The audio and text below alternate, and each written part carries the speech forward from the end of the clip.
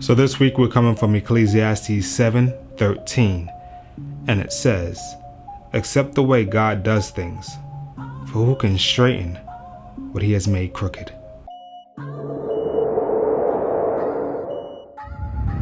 Jay the Motivator. To God be the glory. Now this is a good one here. Think about it. How many times do we want to do things our own way?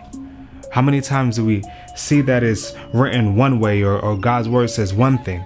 However, we decide, that was for back in the day, or they didn't really mean it that way. I'm going to do it this way instead, or this is a better way to go about it, or this is an improvement to do it now.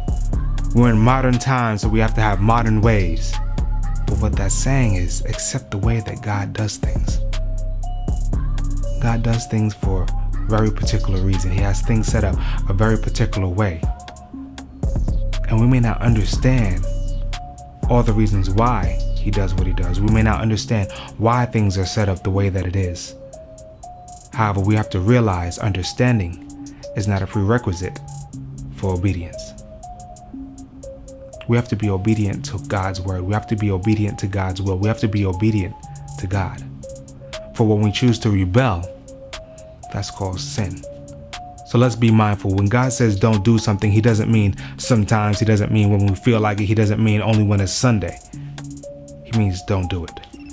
When God says do something, it doesn't mean when the sun is shining or the birds are chirping or you have a whole bunch of money in your bank account.